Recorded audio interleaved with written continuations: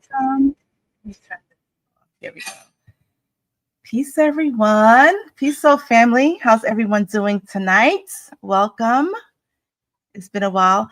Hold on, y'all. Let me get myself situated here. It's a lot happening, a lot going on.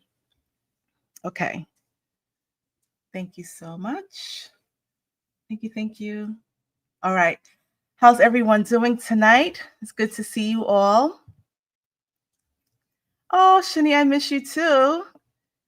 Yeah, it's been 2 months, right? I think the last time I did a live on here was in July. Yeah, so it's been 2 months since I've seen all of you. Welcome everyone that's coming in the chat. Peace, Craig Moss. Peace, TJ. Peace, Aisha. Peace, Christiane. Peace, Infinite 23. Mama is the source. When will we see Sister Myra again? Soon come. Peace, Vita. Peace, Soliloquy. Welcome, everyone that is here tonight. Shout out to Spiritual AU. Welcome to all of you who have been following this channel, subscribed to this channel for years. I just got a message from someone that was like, yeah, I was subscribed back in 2019. So thank you for, still being part of this family, this community. I appreciate you all. I also want to say thank you to all of you who leave comments below the videos. I want you to know that I do take my time. I read all of the comments. I try my best to respond to them. So if you comment within 72 hours or so, I will do my best to respond to your comments or your questions that you have beneath the video. I don't take it for granted that you're taking your time to leave a message or ask a question. So thank you so much for your engagement. Peace, Kim. Peace, Jolene and Vicky. Welcome everyone that is here tonight. So let's talk about it. Let's dive in. This is not a lecture, it's not a lesson. Right now, I'm coming to you as, this is Melanie. This is not Professor Melanie, right? So I have my glasses to the side, but my glasses is for Professor Melanie. I have my bamboo earrings. So this is Melanie. Melanie is coming, having a conversation with you all. And so whenever Melanie shows up, I'm usually channeling in. So no filter. There's no filter here. I'm not trying to be politically correct at all. So we're going to talk. So initially, I said that I just wanted to connect with you all, answer some astrology questions, because I get some astrology questions and I'm like, where did you hear that from? And I know it's because astrology really is big now on social media, and there's so much information. Everyone's talking about it. Like 5-10 years ago, it was like, if you mentioned astrology, it was like you were weird. If you mentioned zodiac signs, it was weird. Now everyone is like into it, right? And there's a lot of misinformation around astrology. And so I put a call out and I said, look, if you have questions, I will answer your questions. Now, let me say this. I'm not going to answer the questions when you say, my sun is in this, my moon is in this, what does this mean, right? We're leveling up past that. So questions, like deep questions, real questions, rooted questions, is what I'm going to answer tonight as best as I can for you all. So we'll get to that. If you have questions, we will have a segment where I will tell you to type your questions. I have some questions that people posted on social media over the past few days that I'm also going to address as well. Again, if you have questions, please feel free when it's that time to put it in the chat. Okay. So, you said everything you was talking about for the last couple of years is coming to light, Craig Moss. Thank you for noticing that. It's called spiritual privy. So let's talk about some things. First of all, oh my gosh. If you read the description, then you read that I was literally led to the jungle, y'all. I'm not a safari, not a nice, sightseeing type thing, but the middle of a jungle in a place that is not westernized yet. Let's just say that, to do some spiritual work. This is something that I was told like months ago, maybe like a year, it hinted at it. And then months ago, and then Spirit was like, now, go here, do this, do that. There was some work that I had to do, work that started last year. And then during the April portal, remember that 9-day portal we had, there was work that I had to complete. There was some work that I had to complete. Let me just say that. And so, yeah, I was in the jungle, y'all, with the animals, the wild animals, the venomous snakes. Yeah, the jaguars, the black jaguars, like all of that, just wild. And I will say the first night I was terrified because I've heard like sounds like in the rural areas at night, but it's not the same. It's not the same as jungle sounds. Let me just say that. But it was amazing. It was amazing. And it put a lot together from information that I received like 30 years ago. And so I wasn't really going to go into that. I really wanted to dive into the astrology. And per usual, a couple of hours before I came on here, I was meditating, and Spirit was like, share some things. Okay. So hold on one second. Can you turn that off? Yeah, I'll do that. Yeah. Thank you so much. Okay. So let's get into it. I'm gonna give you like a little story time just to give you some background information, and then we're gonna get to the jungle. I'm not gonna go too deep into it, and then it's gonna lead us to astrology. Okay.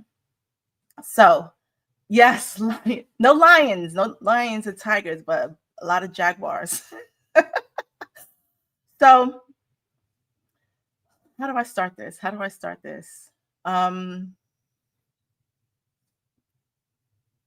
And how much do I say? So how many years ago was it? I don't know, almost 30 years ago, maybe 1997. I was, no, 1997. I was a sophomore in college, my first semester sophomore year. And I had just changed my major from physics, and I was going more into Africana studies, right? Africana studies, language, because metaphysics was not a subject then. I thought metaphysics was physics. It wasn't. I love physics. I love physics. I love equations, but it wasn't what I thought it was. And so I took a class, and a physics course, and I was so excited. It was astronomy, right? And so I thought, oh my gosh, I'm going to learn about like what I'm interested in, like zodiac. Astronomy and astrology is two different things. I learned that on the first day. We were learning how to measure the distance between the sun and the planets and the energy and all that stuff. It was not astrology. And I'm saying this because I'm going to be answering a question that someone had about this. So I was learning astronomy, and I was on the pathway. This is like what people that work at NASA, astronomers, they go this pathway of learning physics in this manner. So it was really, it was good for me. I loved equations. I was able to get it. It was interesting, but it wasn't really what I thought I wanted. What we now know as metaphysics, what we now know as quantum physics. It was not a thing back in 1997. So I was like, this is not what I want to do. I was like in a lost place. And I started taking these courses, right? And something happened to me. I was in the class sophomore year, the first semester. It was called The Black Woman with Dr. Jackson Brewer. And something shifted. And I remember I thought I was having a mental break. Now, mind you, I went to Rutgers University back in the 90s. It was It was a hard universe, very difficult to be in. Okay.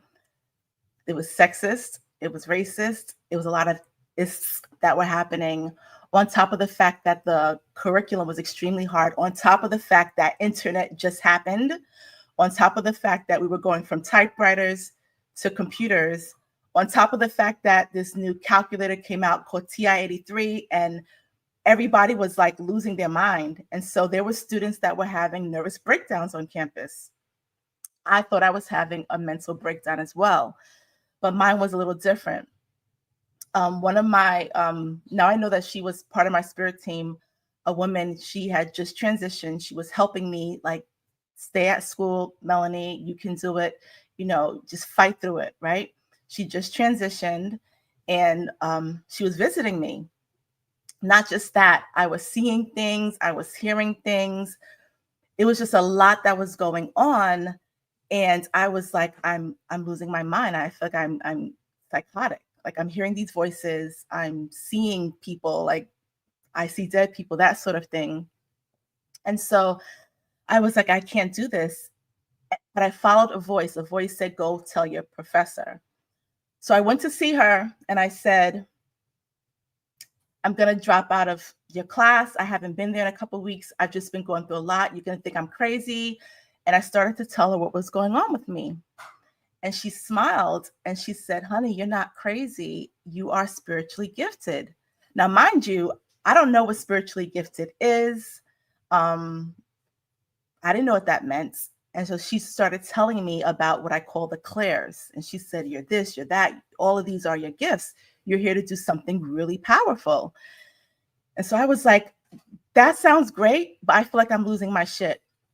She told me that she was, basically she was a priestess, from a line of priestess. And she told me to meet her on another campus and she would give me something that would help dull out the gifts, essentially, so that I could function.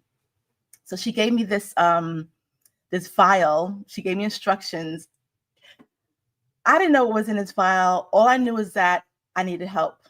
I thought I was experiencing psychosis, y'all. What we now know as spiritual gifts. Okay. One of the things that I was experiencing was the ability to interpret other people's languages. Okay. Someone could be speaking Chinese or French, or like I had friends that spoke different languages and I just understood what they were saying.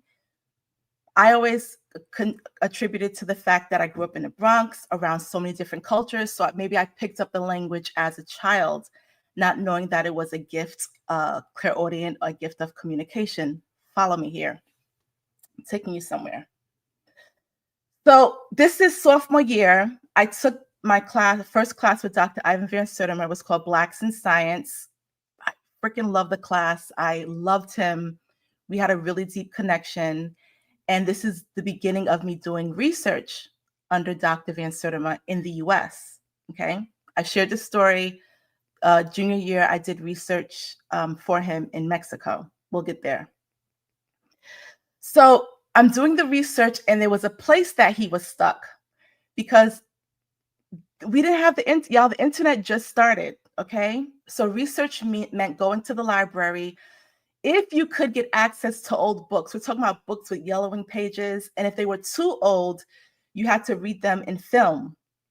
The thing is that the research that he was doing, African diaspora, okay, when you're tracking African people to the Americas, you have to look at records from Portugal, which were the first slave ships that came into Brazil were from Portugal, Spain, a little French, not too much French. French was a little later, and English.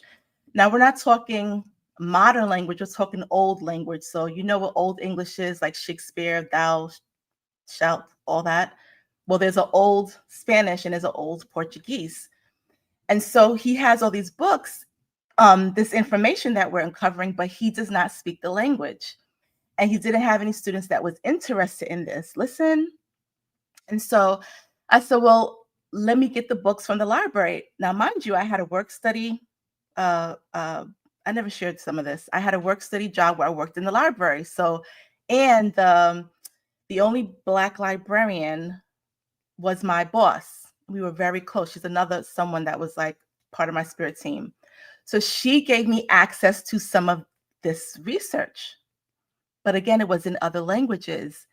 For some reason, I was able to understand it. It was this weird thing. And I'm able to read through these pages, and I'm telling Dr. Van Sertima, this is what this is saying. This is what this general was saying. This is what this king was saying. And I'm just giving him all this information. And he's like, how do you know? And I'm like, I don't know. I knew that it was true because I would fact check some of the stuff with some of my friends. I had a friend from Brazil, and I would say, is this what I'm reading? Is this real? And she said, yeah. How do you know how to read Portuguese? Now, remind you that my prior professor told me that this is not psychosis. You have this gift. So I'm interpreting all these books, giving him all the information. It's astounding, the information that we're getting. Okay, so I'm super excited because we're gonna track literally African people into the Americas. We can track what groups came from certain places in Africa to certain places from South America all the way up, right? So this is exciting. This is my work. I'm super excited. And I said to him, and I shared the story before junior year, I want to do research in Mexico because we found there were Black people in Mexico, right? The thought was they came from Africa. So, and again, I shared the story before. Me and him kind of got into it. He was like, I don't really have the time or space to help you do this. I was just like, you're not gonna help me. I'm gonna do it by myself. He was like, calm down, be respectful. And then he ended up letting me do the research. Went into Mexico, covert. He told me, make sure you wear your hair out curly. If anyone asks, say that you're from Veracruz, which is the coast, because that's where Black people lived, in the coast of Mexico, Black Mexicans. Don't tell them that you are American. You go to American University. They'll shut you down. So I enrolled in University of Guadalajara. I'm Melania from Veracruz, Mexico. My job was to get research from the anthropologists in Mexico, which I did. I studied under Otto Shandube, who was and probably still is one of the top anthropologists in Mexico. Okay. The classes were all in Spanish, but like I told you, I had this gift. Plus, I understood Spanish, but I had this gift where language was super easy for me. So I'm learning under Dr. Shandube. He takes a liking to me. He knows I'm bullshitting. He knows I'm not from Mexico. He knows I'm from, he calls it a feminist college in New Jersey, but he takes a liking to me. And he starts telling me stuff. He takes me to, he has a section of the museum named after him because of him and his father's anthropological research, okay? Now, his father was corrupt. He came to Mexico in the 1920s. He was part of the Germans that defaced the Olmec heads, broke the noses off of anything that looked remotely Negroid. Should I say, can I say that? Negroid features. But he was the opposite. His mother was Mexican, and he just was more aligned with his mother. Okay. So he started showing me some artifacts, etc. He was sharing some writings with me. And I was saying that, oh, this is from Africa. For example, the women from, I can't remember the name of the tribe, but they wear the rings to elongate their necks. And I said, well, this is from this tribe in Africa. He says, no, this is Mexican. And I'm like, well, no, this is Africa. He says, well, it predates the oldest artifacts in that region of Africa. This is Mexican. This is not Mexican, but this is Central America. I started uncovering, he started sharing with me, and I started uncovering more and more information. I started reading Victor de Landa, other books of Europeans that came to Mexico, and discovered that there were Black people here. Now, I did a thesis paper. My thesis is called La Tierra en Confusión, which was a letter that a general wrote to the King of Spain. And he said, listen, stop sending Africans because we're confused from the Black people that are here and the Africans you're bringing. We don't know who is who. And so my thesis was, and I presented this to Dr. Van Soderman, and I said, look, there were, when the Europeans came here, they were like, they're already Africans here. They were confused. They called them Moors because the Africans that they knew were Moorish, okay?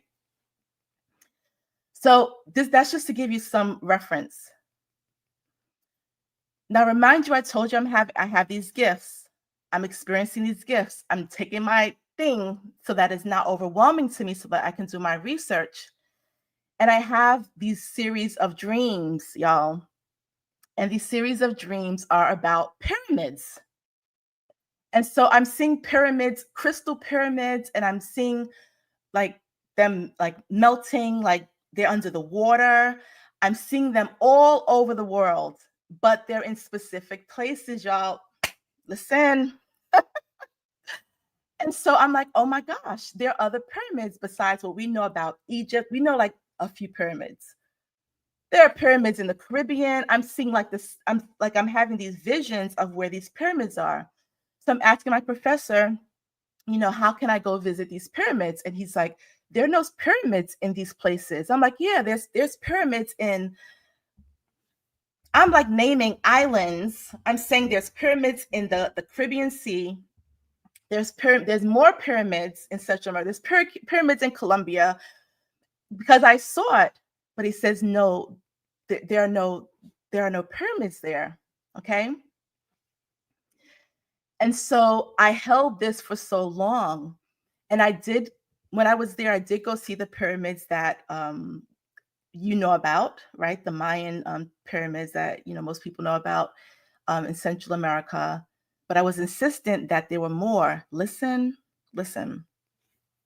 So let's fast forward 30 years. Here we are, 2025, and Spirit is telling me about the Kali Naga, which I shared in April 20th. That 9-day portal.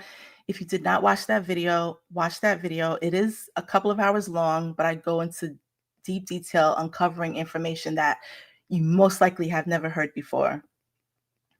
And this was channeled information. And again, shout out to, I received a few emails from people that studied, were anthropologists, and they said, thank you so much for talking about the Kali Naga because nobody believes it. Nobody talks about them. It's like this fairy tale sort of thing.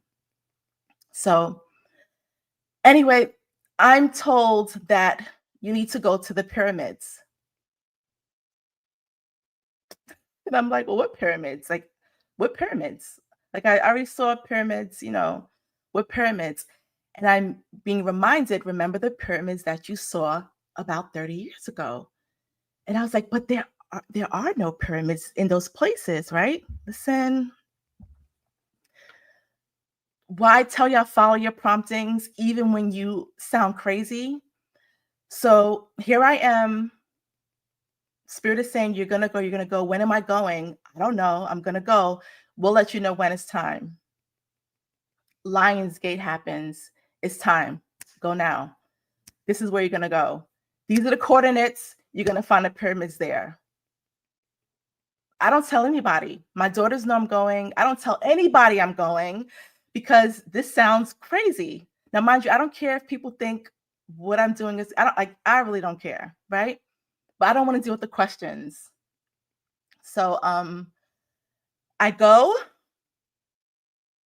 to the jungle. I'm told, go to the jungle. Don't go at a resort. Don't travel into the jungle. You're going to stay there. You're going to stay in a cabin. You're going to find this place by a river. It's ancient. This is what you have to do because you have grid work to do. So I go to this place and I'm asking about pyramids, y'all. And I'm told, there were some pyramids that were just uncovered less than 10 years ago. in the same place that I knew from 30 years ago that there were pyramids. Here's what happened. In 2016, this is a few years ago, 2016, there was, I believe his name is Dr. Chase from what university? Can't remember the university now. But he had this invention of this camera that can see underground. And so he started, it was $179,000 that he needed from this particular country's government in order to see underground. And he used the camera and he started finding pyramids. They thought they were mountains. They thought they were hills. Now let me rewind. Remember I told you that I had this vision of pyramids all over these places. And my professor, he was an anthropologist, everyone was telling me they don't exist. One thing that I received back then is that the earth covered these sacred places by the hands of women. So there were women that existed thousands of years ago that purposefully, I'm not going to get too deep into it here, but they purposely did work to cover their temples. Listen, because they knew that it would be destroyed, disrespected, defaced, and misinterpreted. Mind you, I'm not on a spiritual path 30 years ago. So again, this is me thinking like I'm losing it. Who are these women that were covering temples? This sounds real crazy back in the 90s, okay? And I was told that there's going to come a time where there are going to be those that are aware enough to protect the spaces that will be able to decode truth. This is why I was looking for those pyramids back then, because I'm like, I want to find out this information. Y'all, they were not uncovered until recently. There's even one that is one of the largest ones in this particular region that was just found several years ago, like in 2000.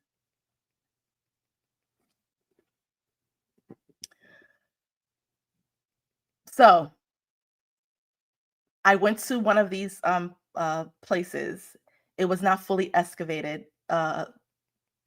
University of Arizona, no, Arizona State University, their anthropological team sends students every summer to try to excavate it.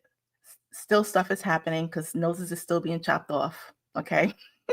But I will say Arizona State University, their students, because they are Gen Z, and Gen Z is extremely politically correct, they're trying to maintain the integrity of it.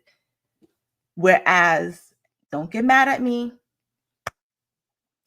a lot of the pyramids and structures in ancient Kemet have been misinterpreted, redone.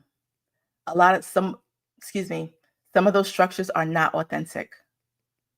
And it's purposefully done to confuse you, to create distortions, to create mimicry, to confuse you. Even the more popular ones in Mexico, defaced. There are things that are put there that were not original. But how would you know? How would you know? Some of these temples are not even as old as they are said to be, but how would you know? How would you know? And this is why the ancient mothers covered them in the earth. How I know this is because the one that I went to, and one of the ones that I went to, the story on how it was uncovered, the story on how it was uncovered is basically a farmer says that this woman ghost essentially, he followed her until he found these steps, and they started uncovering it, and that's how they found the top of this particular pyramid. Excuse me, not pyramid, temple. So I'm not gonna get too deep into that. Let me just wanted to give you some background. Let me talk about why I'm sharing this, why I had to tell you all this background to get to this place. I climbed this temple, and there's several buildings. I was with a guide. Half the stuff he said was true, half was not. Spirit was like, that's not right. That's a lie. He doesn't know what he's talking about. It was giving me like the real decoding. I climbed the top of it. Spirit was like, you have to go up. I was like, are you sure? Like, went to the top. When I got to the top, hold on one second, y'all. When I got to the top, I saw things so much. Number one, it was very frightful because, again, this is just excavated. It's not like stairways. It's not like there's not a lot of people there. People don't know about it. Like, it's very dangerous. There's no like barrier. Like, it's basically don't go to the edge because you will fall off, sort of thing. Okay. But when I got to the top, I noticed the sun's position and I saw the buildings, and automatically I said, Orion. I just started seeing astrology. I started seeing astronomy at the top.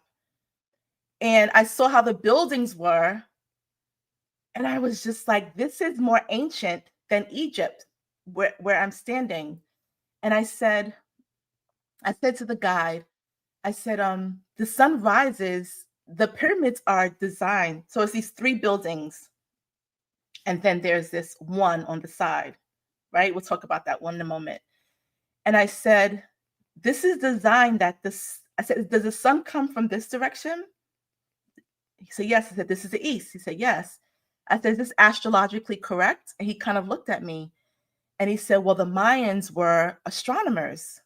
They studied the stars, the planets, they studied all of that. And so I said, tell me about this. So he told me where it rised, what these buildings were. Listen, where it's set, what that building is. And so I just saw the placement of everything, and all I could think of was, I just looked up. It's middle of the day, but I was like, as above, so below. They were astronomers. Now, remember I shared with you last year when I went to Ecuador, and I found out that all of Central America went to Ecuador once a year during the winter solstice, because the top astrologers were in Ecuador, in Quito, literally, right? And so I was just like, freaking astrology. Everything just started coming together. Everything started, like pieces just started, from 30 years ago, the pieces just started coming together. The positions of the pyramids, where the other pyramids existed, was happening with our extraplanetary family. Everything just started coming together as I was on top of this mountain. I will share the full breadth of it, but I wanted to share this part with you, y'all. Number one, know this: you are purposefully, being deceived, confused,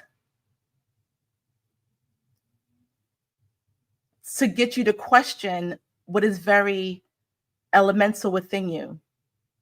I always say that spirituality is basic. Babies do it. Children do it. We're conditioned that it's something so complex, and that if we don't study for 10, 50 years, and if we don't, read 100 books, and if we can't properly debate somebody, then we don't know nothing. And it's not true. It really is so basic. They're basic fundamentals. In order for you to do math, you have to know numbers first. You need to know 1 through 9, right? That's a basic fundamental. And if you don't know 1 through 9, you know this and this is 2. You can use this, you can use whatever to calculate, right? That's something basic. Anyone can do it. Children can do it. And it's the same thing with our spiritual sciences. Y'all, things are being told to you to confuse you. One of the things that he said is that, and it reminded me of what I learned years ago, in that the ancient Mayas, Maya, Mother God, believed that the sun rose with the serpent, Kundalini rising, serpent, feminine energy. It traveled across the realms, 12 plus 1, 13, where it descended with the jaguar into the underworld, like our day, night, day, night. Everything just started coming together. Everything just started clicking. And so initially I said, let's get on here and talk about astrology. I experienced something, and then a few hours before, Spirit was like, let the people know that they're being deceived. Some of the questions that I received is because of being deceived. You being confused on something that is just so basic. I've taught hundreds of students astrology. It's really not that deep. There's 12. We divide the 12 into 4. You can divide it into 3. We can make stories. It's so easy to understand it, but it's taught in such a difficult way. And so I'm saying all of that because I really want to impress upon you that for all of you who think that this is too hard, this is too much, I can't get it right, I'm not meditating right, I'm not doing this right, I keep messing up, you're being so hard on yourself when it really is that easy. Y'all, I didn't have a plane ticket, I didn't have a place to stay, I had nothing until Spirit said today, August 7th, today, this is where you're going to stay, this is how much it's going to cost, these are the coordinates, go. The place that I stayed, I was the only person there. When I tell you I was the only person there for 3 days, 3 days, 3 is the number of communication. It's just me and the hostess and the security and whoever was on that facility for 3 days. Those 3 days is where I did my grid work, where I did my spiritual work, where I visited the temples, etc. for 3 days. The other days, there was integration, there was individual work that I had to do, but everything just fell into place, everything easily.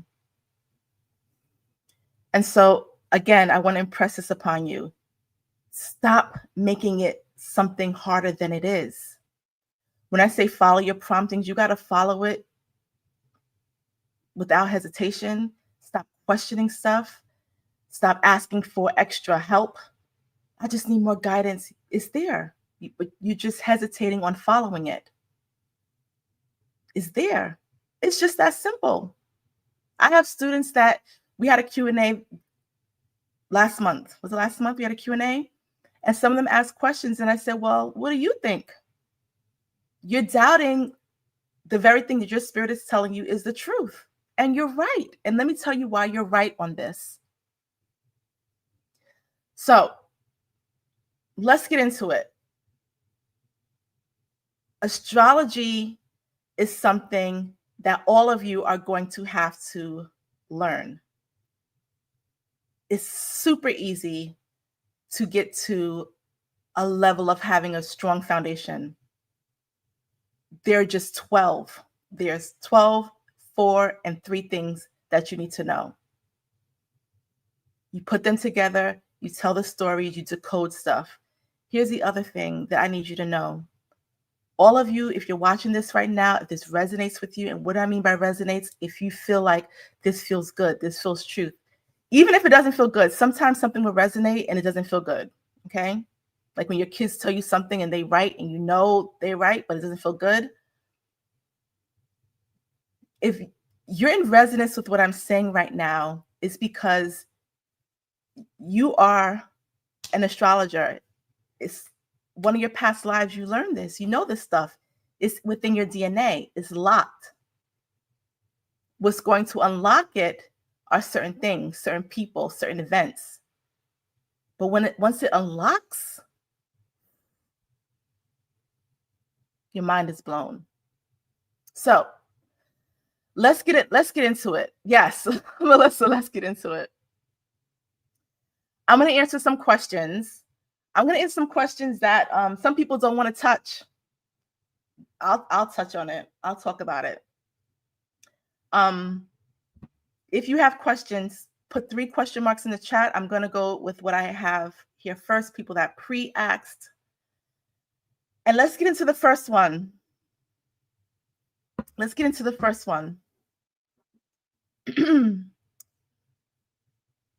Professor Melanie, why do you talk about Western astrology and not Sidereal Vedic?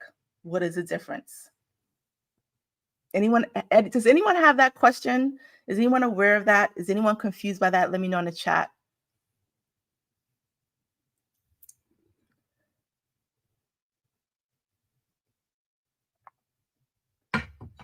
I've explained it to some students, a basic understanding, but I'm going to go a little bit deeper because Nancy, you said yes.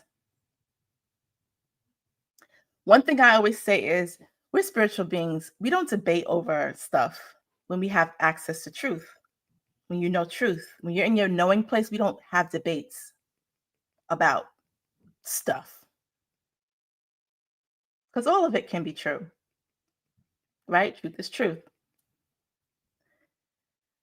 So let's talk about the difference. And I'm going to explain it to you. What did I say? Spirituality is so easy. A child can understand. And I'm not saying I'm treating you like children. I'm not saying that. I'm saying that I'm going to explain it to you that if your child is watching, they will understand. Okay? Because it's not that deep. Let's talk about it. We call tropical Western astrology and we call Sidereal Vedic Eastern astrology. One is astrology, one is really not. Let's talk about it. Let's back up. Let me explain what astrology is versus astronomy. Remember I told you when I had my major in physics, I saw a class called Astronomy 101. I was like, oh my gosh, I get to learn about the zodiac. It was not about the zodiac. Astronomy is the science of planets, celestial bodies, the movements of them, the space between them. That is astronomy. It uses science, it uses physics, it uses telescopes. That is astronomy. Astrology is the study, the interpretation of these celestial bodies. Okay? How it affects you as a being, how it affects the earth, right? It uses charts. It uses codings. Okay? It still is spiritual science because we don't separate the two, right? Science is the human way of proving spirituality. What do I say? Truth is truth. When you're operating in true spirituality, the science will always back it up. All right? Thank you so much for the donation, Heavenly here. Okay? So, we understand astronomy, astrology, right? Everyone is clear on that. Everyone understands that. Yes? Okay. Sidereal or Vedic astrology is really astronomy. Why do I say that? Because it focuses on what is going on in the sky, what the current placements are in the sky, in the heavens. Where is Venus in relation to this constellation? Okay. It's studying those placements in the sky. That is Vedic astrology. It's always going to be current. Whatever it is, that's what it is. All right? Y'all got that? Western or tropical astrology is really astrology. It's not astronomy. What did I say the difference was? Astrology is the study of the effect on the earth and the people.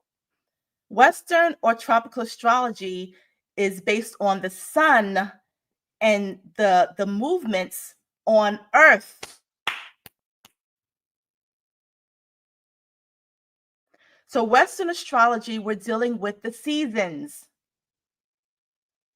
We're dealing with 12 months of the year. When there's really 13, but that's another 12 months of the year. We're dealing with the 12. Okay? It's based on the sun and its effects on the earth, on people, on situations, etc. Vedic astrology is up there. Now, here's the thing where people get confused. Vedic astrology is very complex. There's a lot of constellations. I always say that I always tell my daughters this, don't half-ass anything. Don't half-ass anything. Don't study, in order to master, there are some masters of Vedic astrology, but they know all of the constellations. You can't just know a few constellations and be studying sidereal or Vedic astrology. There's a lot that you're missing. It is a science. It is astronomy. Do you understand? There are people that their whole lives they're spent doing that, and there are some amazing people out there that's what they do. What happens is that people tap into that, and because it's a lot, they incorporate Western and they blend. What does Sister Myra say? You can't blend energies. So they are coming from a Vedic sidereal place saying, well, the moon and the stars is really here, but they start incorporating Western astrology into it. And that's where the confusion is. And that's why people get confused and why it becomes so overwhelming and but the moon is here, but why is the moon in Aries why is the moon in Taurus, but I see the moon in Aries? I'm looking at the sky, it's in Aries, but why is it in Taurus? And nobody explained the difference between the two. You don't know the difference between astronomy and astrology. You don't know the difference between the two systems. Now, let me give you some more information to explain that. Because of the movement of the Earth's wobble. The Earth is moving, y'all. It's vibrating. They call it wobble, but it's vibrating. We are off about 24 degrees. So when we say that it is now, what is this, Virgo season, when you look in the sky, according to constellations, it's Leo. So Western astrology is technically ahead of Vedic. You guys get it? Let me know in the chat if that makes sense. Let me know if it makes sense or if you need some more clarity. I will clear it up. I will clear it up. Let me look.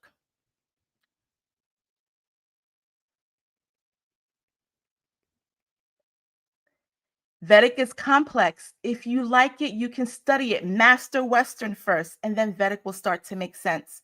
It's easier to master the Western, okay? But you can't go reverse. Okay. Y'all get it. Okay, good. So again, what I say is follow what you resonate with. Go for it. But don't be half-ass. And don't teach something that you fully don't understand yet, because you confuse people. And don't be learning under someone that fully doesn't understand it, because you will confuse people.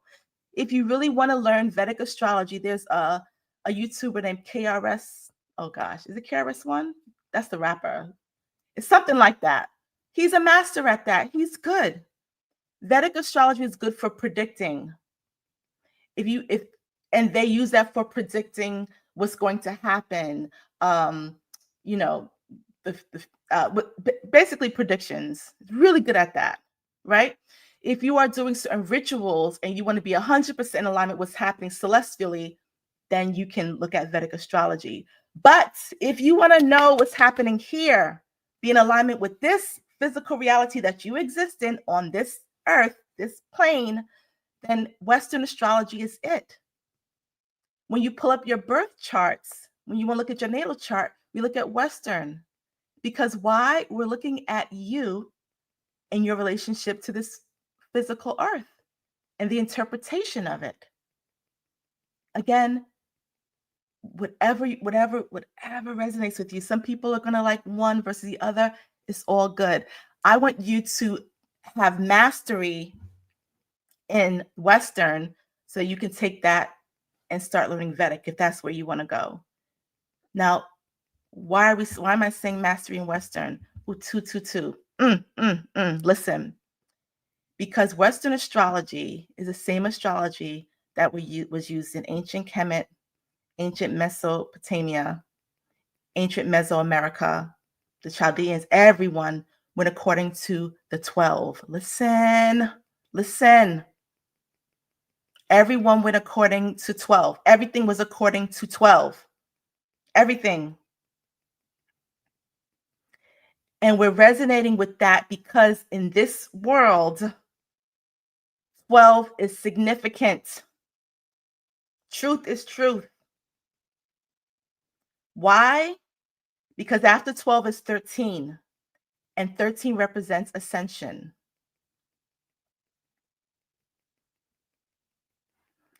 Where do we find 12, y'all? Where do we find 12 and the 13th represents something significant, right? 12 hours of a day. There's 12. At the 13th, we're in the second part of the day. We're in the night or the daytime, right? There's 12 months of the year. We're not going to get into that. Well, that's the Gregorian calendar. No. Ancient civilizations, especially ancient women, the mothers, always went by 12, and then 13 was the next one, was a switch. So 13 was significant because that was transformation, right? There was that 13th moon cycle represented the next level, okay? Nothing's a coincidence. The 12 apostles of Christ, and Christ is the 13th Christ consciousness. We know it wasn't just 12. There were a whole lot of women. There was a lot of the people, but why 12? Because the story had to be significant enough for 13 to be Christ consciousness, y'all. In Islam, I don't want to say it wrong, but there's 12 imam, and the 13th is the Majid. In Greek, Nordic culture, well, we know this, the 12 knights of the round table, and the 13th becomes King Arthur or Merlin, right? The heart chakra, Anahata, has 12 petals. The 13th is the heart's transmutation. There are 12 cranial cavities in the brain. What am I saying? I'm saying cranial nerves. The 13th is a pineal gland. We can go on and on. You want to do some more? You want to do some more? There are 12 zodiac. The next one will be the beginning of the zodiac cycle again. There are 12 tribes of Israel, but there really weren't. They don't count the Levites. The Levites, surely they were a tribe, but the Levites, Moses was a Levite, Aaron was a Levite, the sister was a Levite. They wasn't really Jewish. They weren't really the sons of Jacob. Who were they? But the Levites were the intercessory between heaven and earth. They were the priests. They were the magicians. The kings, Solomon, David, they sent all their children to the Levites to learn about crystals and herbs and magic. But they don't tell you that in the Bible. They don't tell you that in church. So 12 is important. The Mayan calendar uses a multiple of 12 plus 1, 13 times 20 to count their years where they get 260. I think, look at the video I did in 2019, where it's called the Ancient Texts of the Soul Family. And I go through the Mayan calendar, the Ba'aktun, the Aktun, the Ka'aktun. And you get 12 multiplied by 12, you get 144. We keep seeing 144 in all these ancient texts, 144, 144, y'all. So 12 is significant. So when we are hearing about all these other things, it causes confusion when it's just 12, 12, 4, 3. 12 times 12 is 144. What does 144 equal? It's the last number, not number. After 9, we start with 1 again. Transformation, transition. Are y'all getting it? Are y'all getting this?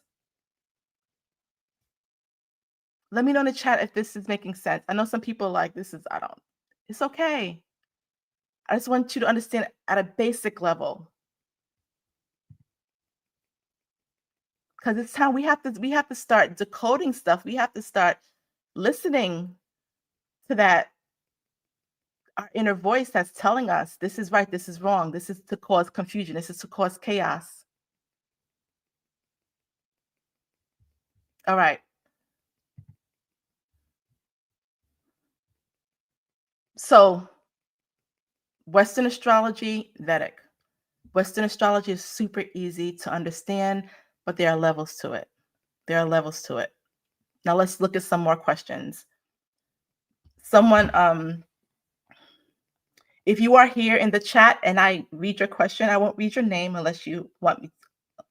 If you need to clarify your question, please feel free to do so. I probably should have screenshot it. Let me let me go back here and pull this up. Okay. There we go. So someone says, I love to hear your opinion on the 13th sign, Ophiuchus. I'm not going to give my opinion. I'm going to give you truth. I'm going to give you science. This is not gossip. It's not debate. I don't do that. I'm going to give you my opinion. So this is a celestial, is a constellation. It's not a zodiac. It's a constellation. We're talking about astronomy here. Okay? Listen. Whenever we start getting NASA involved and astronomers involved, this is when distortion comes. This is when stuff gets confused. You have a whole lot of people like, oh, there's really 13 zodiac, and this one sits in between Sagittarius and Scorpio, and you're not really Sagittarius, you're not really a Scorpio. And now we have the sacred number of 12, and we put 13 in the mix, and now people are all confused.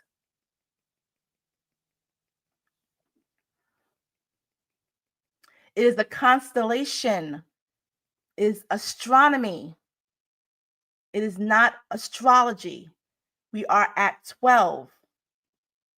If you feel like this is important to you, then that's okay. But let me tell you how cunning this patriarch system is. Because let me tone it down some. You have between Scorpio and Sagittarius, this new zodiac sign, which is not, it's a constellation, okay? And it is representative of the serpent. It is mixing information. The serpent was always the rising. It was always the rising energy. Remember I told you, or did I share this with you? The Mayas said the sun rose with the serpent and it set with the jaguar, the black jaguar. So now we're putting this in the middle of Scorpio and Sagittarius. Scorpio, which is extremely feminine energy, deep deep emotion. It is literally the underground. Let's just say that. And you have Sagittarius, which is abundance, which is expansion above, water and fire. And we put this serpent in between. And people are confused and really don't understand it. This is astronomy, not astrology. We're still going to go by the 12 zodiac. Okay. So I don't have an opinion on it. I just have information on it. I hope that gave you some clarity about it. Okay. If it's something that you connect to, you resonate with, then your spirit is resonating with it. Go for it, study it, connect to it. Okay. But what it does is it now causes the math not to math. And remember, I told you that I love physics. I love equations. If something's on one side, an equation, it has to equal the same thing on the other side. It can be a whole lot of letters and some numbers, but I'm going to get an answer on this side. Okay. When I bring 13 into the picture, it throws a lot off. 13 is significant, but it is the next level. So if you want to look at it like that, it's a higher level of consciousness. Is that the next level? Is that the transition? Then that's good. Look at it like that. Okay. All right, let's continue.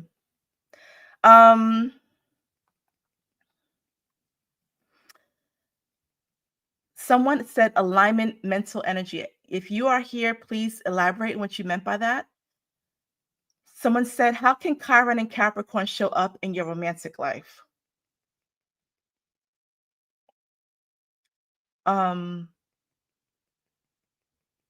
So here's what's challenging about this, because I have further questions.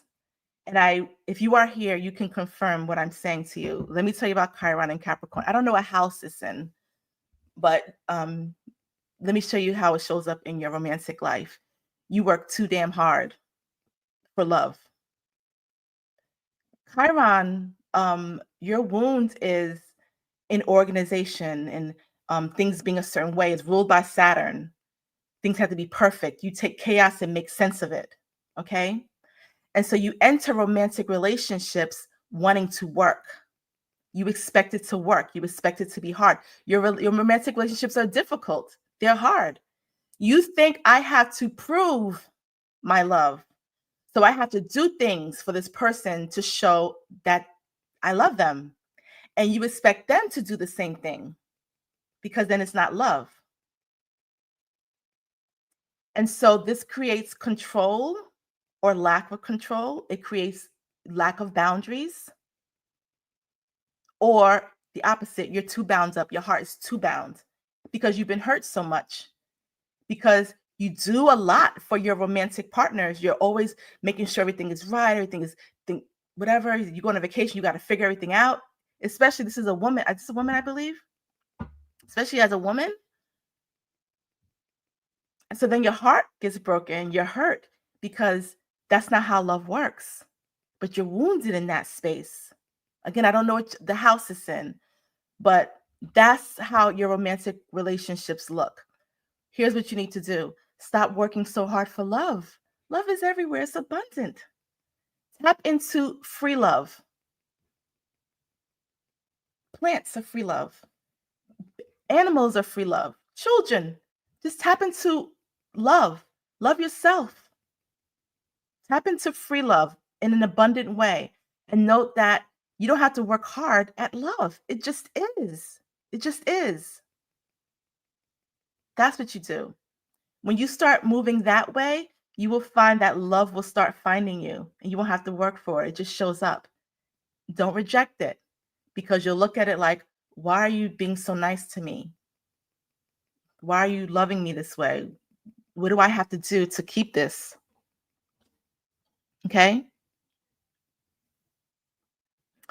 All right. I don't know if they wrote their name here, but I hope that helped you.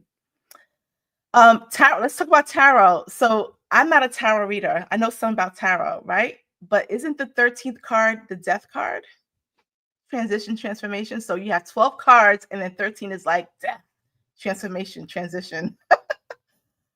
Okay. There's that 1213. Okay, here's another one. How can I incorporate my love for astrology into birth work? Are you kidding me? Any babies that are born around me, I'm like, I tell the parents, give me the information because I'm going to give them a birth chart. All babies should have a natal chart, and all parents should know exactly what they're getting with their child. So, as a birth worker, that's something that you can do. You can pull the mother's birth chart. We can't predict when the child will be born, but you can prepare them. Like if they're going to be born in the Aries season or certain seasons, you like prepare them on this. Your child's going to be like this. The pregnancy may be like this. Okay. You can also help them as they're moving through certain moons. Okay. Because the moon is very important for pregnant women. So this moon is in this. You're going to feel like this month. Okay. So there's so much that you can do. It really is important. Anyone that is pregnant, especially for you to start looking into your astrology.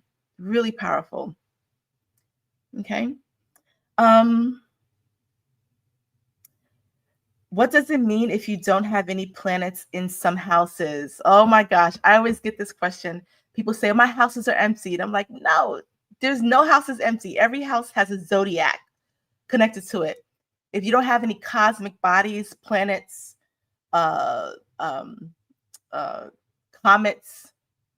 moon, sun, etc., in a house, here's what I'm going to make it basic understanding.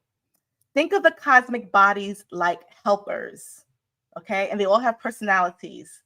Like the sun is sunny, Virgo is super analytical, right? Libra is peace, love, and light, right?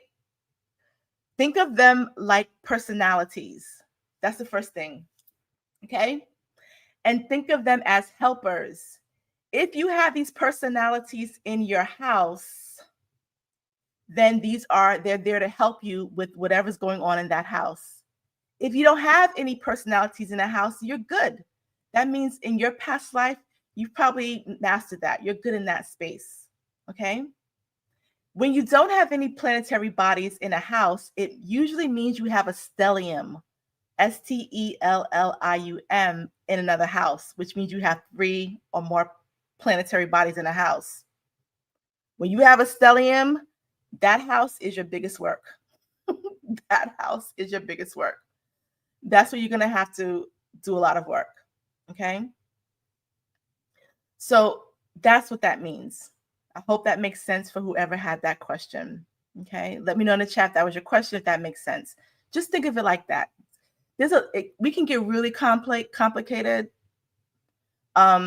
During certain times of the year, you may have a transit of a planet in that particular house.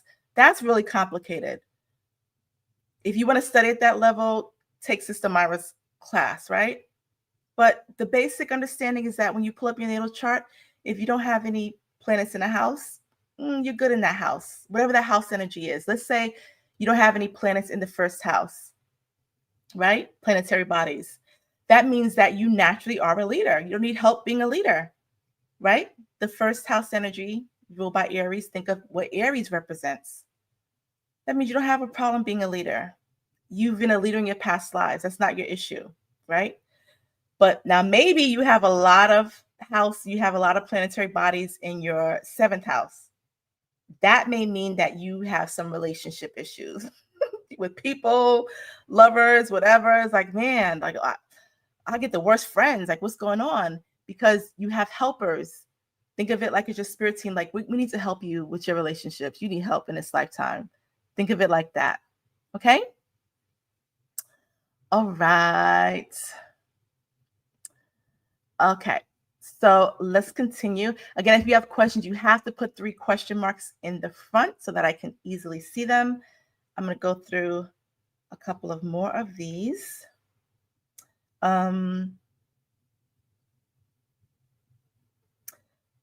Someone said, is Sister Myra teaching this class? Yes, Sister Myra is teaching the Fundamentals of Astrology class. That is her class. Only she can teach that. Half of the class is I can't say basic, really is you understanding astrology at a deep level. And the second half of the class is spiritual astrology. Let's just say it like that. But she's teaching that. I've taught astrology, basic understanding. Sister Myra, like this is what she does. This is what she's here to do. Okay. Someone asked a question and I asked them to elaborate on it. They asked about, okay. So she said, let me see if I can read it. I don't want to be too personal, but if you're here, you don't have to say you're here. I did ask her a follow-up question so that she didn't have to elaborate on here. Okay. Her initial question is, can you read on fertility? And I said, what exactly is your question about fertility?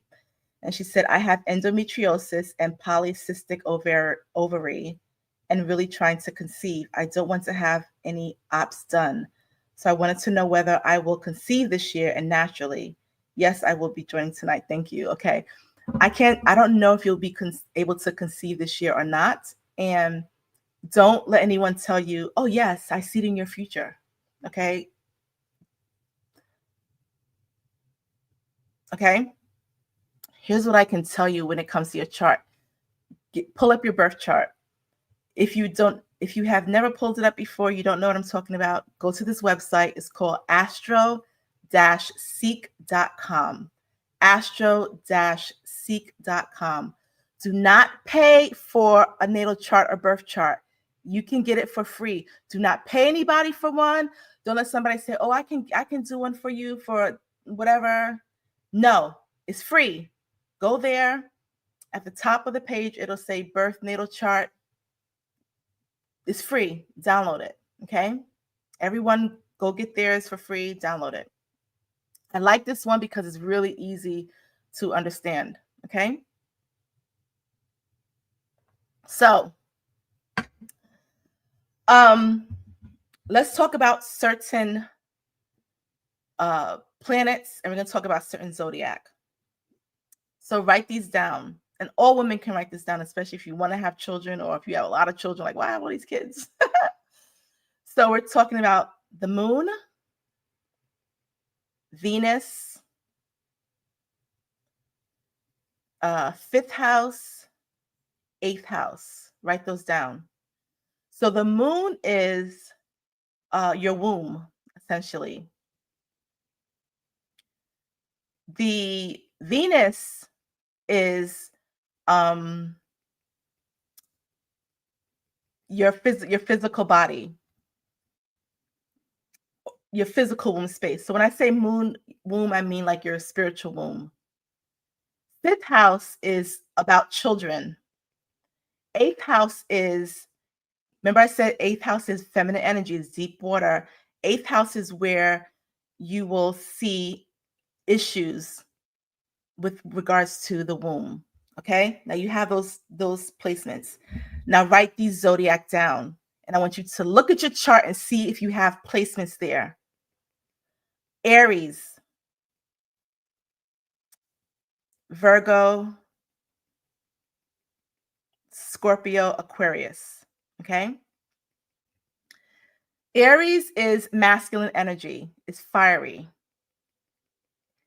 You may have too much fire and it's too much masculine energy, and it may be interfering with, it may be doing two things. Okay. It may be interfering with pregnancy, or it may cause you to have a whole lot of kids. Okay. Because you're passionate.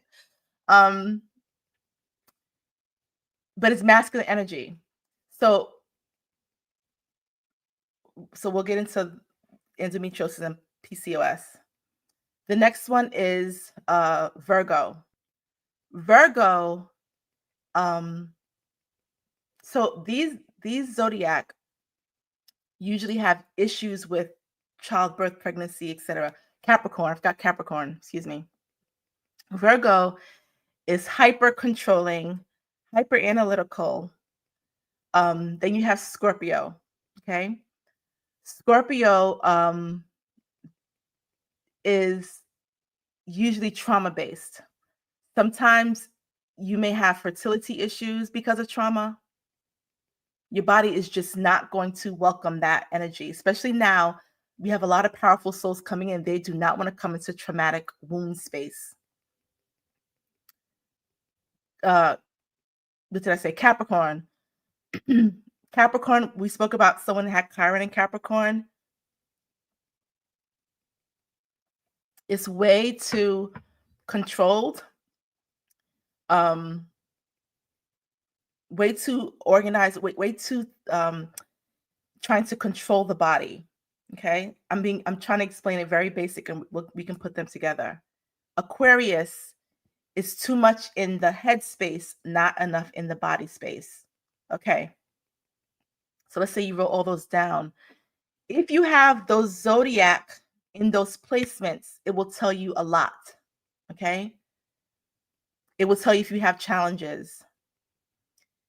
If you have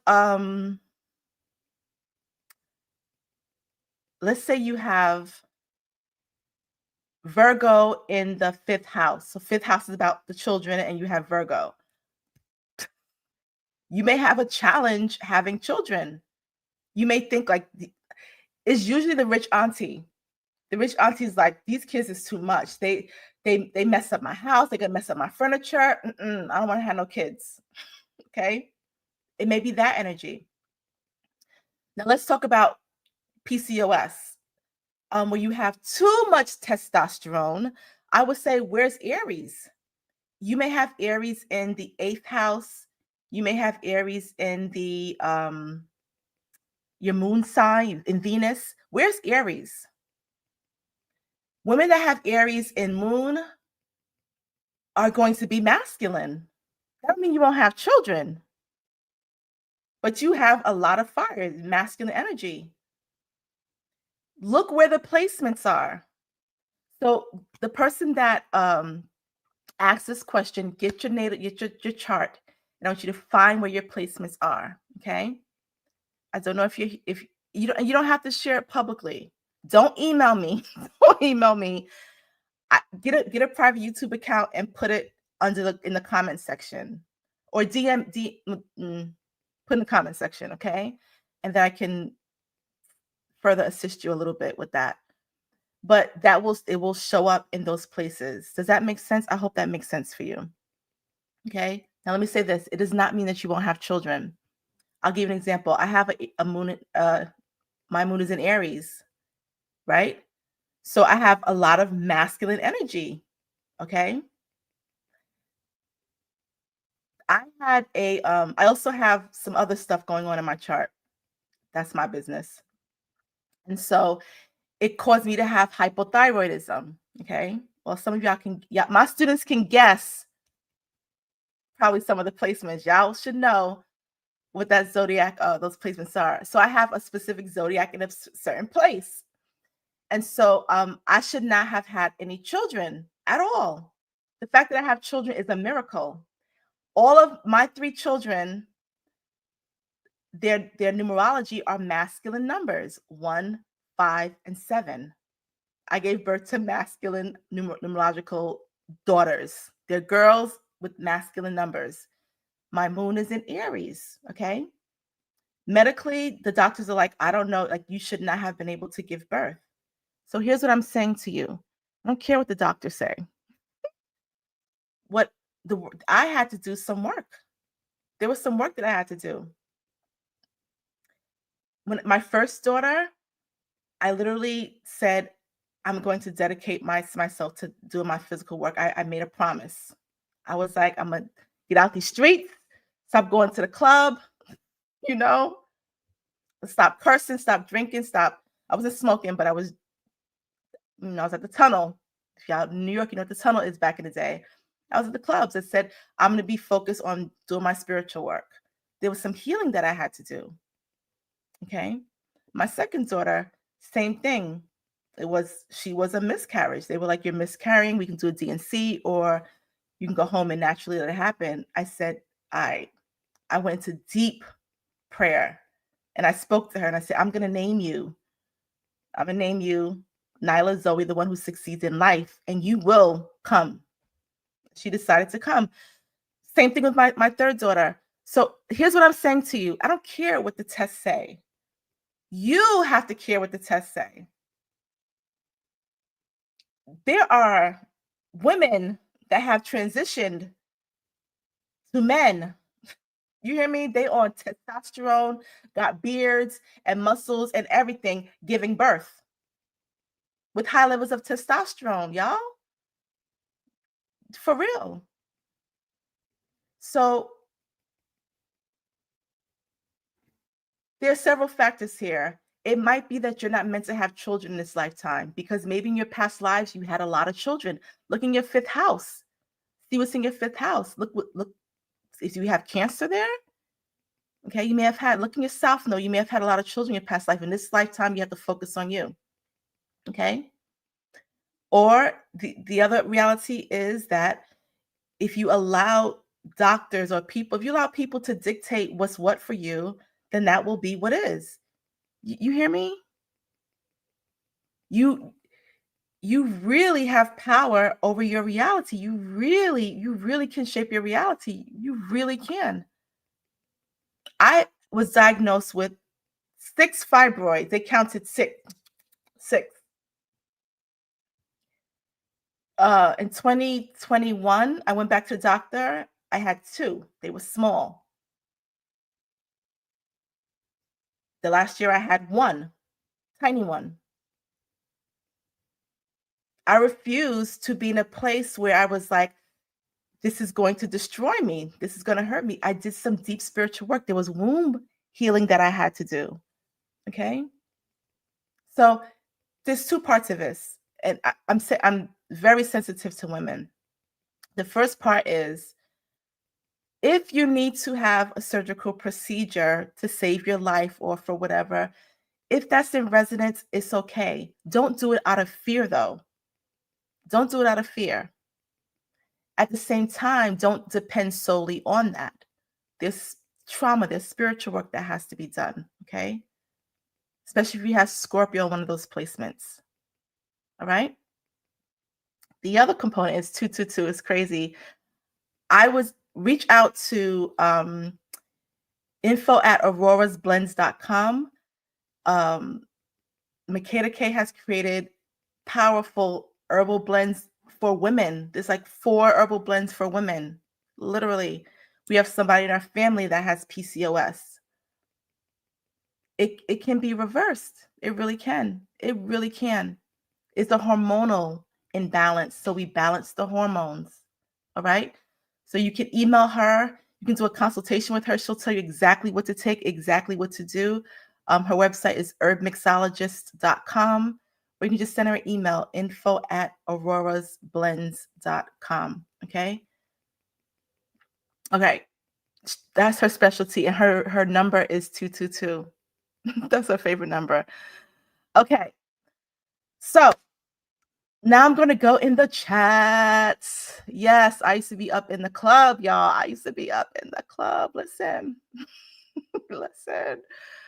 I got stories to tell. I'm not going to tell. Most of them I'm not going to tell. I'm going to go through the chat to see the questions.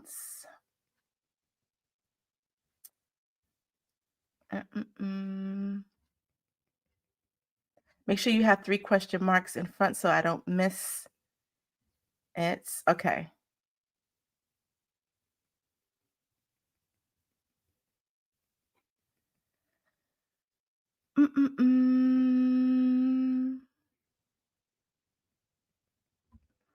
Is SAU meeting after this? Not tonight. Not tonight. We do have something special though for next week. Okay.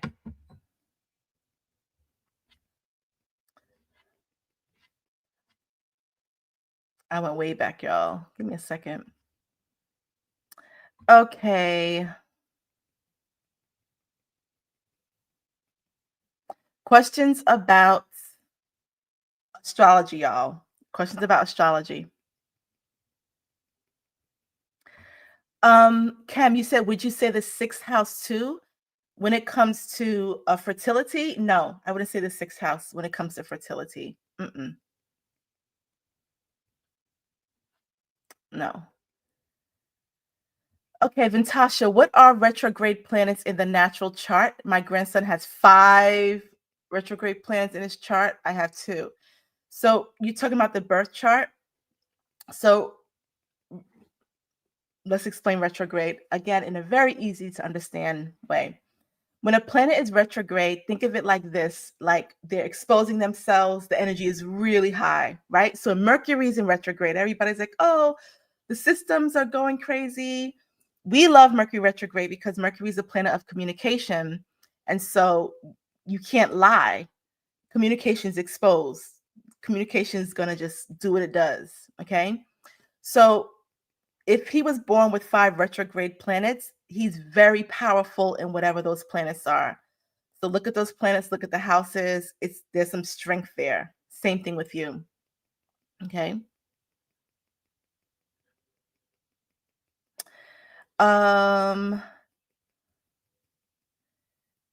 Genesee, can you help me understand Saturn placements and how to overcome its challenges? I don't understand what you mean by Saturn placements. So Saturn is Saturn's energy is, think of it like a square. Think of it like a square. Very organized, it is what it is. Very restricted. There's no space for flow. Okay. So people that have Saturn, everyone has Saturn placements. Overcoming its challenges, it just depends. You have to be a little bit more specific when you say overcoming its challenges. It can be good. Having Saturn, so Capricorn, the zodiac is ruled by Saturn. So you can also look to see where Capricorn is in your chart. Having that can be a good thing. If you have a business and you have Capricorn in your chart, wonderful. Going to be organized, going to be great. If you have Saturn in your 7th house, relationships, it may be an issue. You may be a bit of a control person when it comes to relationships. So it all depends. But the basic understanding is understanding what Saturn represents. And it represents organization, time, strict, very precise, okay, very serious. Overcoming its challenges is by accepting it. It's accepting what it is and flowing in whatever that energy is. Okay. There's people that say there are certain debilitating things on your chart, like, oh, that's a bad chart, or oh yeah, Venus in Virgo, oh my gosh, that's so bad.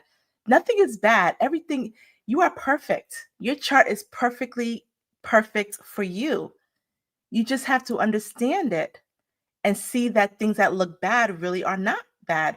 For example, someone that has a Venus in Virgo, where they say Venus is love. Virgo is very analytical. You're not supposed to analyze love. So that's debilitating. Well, that's the person that loves you so much, they're going to analyze everything about you. So for your birthday, they're not just going to get you flowers. They're going to say, her house is always a mess. I'm going to hire a maid. It's not romantic. It's not lovely, but they analyze you so much because they love you so much that they're going to get you what you need. It's practical. Do you understand? So when you look at it like that, you see that all of it is actually good, is beneficial. Okay. What does 222 represent? So 2 is the number of balance. Whenever you see numbers repeated, it's a message coming directly from spirit. 2 plus 2 plus 2 is 6. 6 represents the family. So it's saying balance in the family. Okay.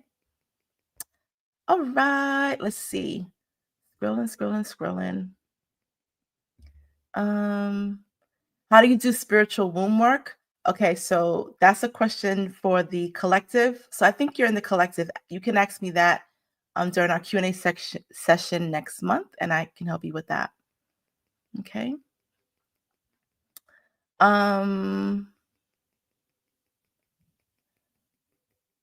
Thank you so much, Ariel Amara Leona, for putting the information about the womb, Venus, 5th house. Thank you so much. I appreciate you all. Okay, new diamonds. Okay. questions about astrology. Don't ask me what do you think about this? What is your opinion about this? Because we're getting to spiritual entertainment. I'm not doing that. You have questions about astrology when it pertains to you, I will answer those questions. Okay. Okay.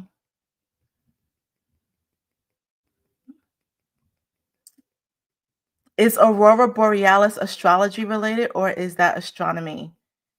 It is a science, so we would say it's astronomy, somewhat, because it is in this. Well, it's all. Okay. Now we're getting to flat Earth, round Earth theories, and I'm not going to go there.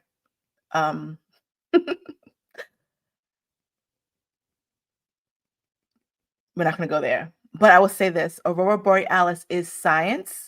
It is science-based, so it is astronomy. So we can measure it. Remember, I told you astronomy versus astrology. It's a good question. But it also is more in the earth, in this realm. Let's just say that, okay? And so because it's in this realm, we can look at it as not only astronomy, we can look at it as spiritual as well, which we do, which we have explained. But there's a science, there's also a science behind it. Good question.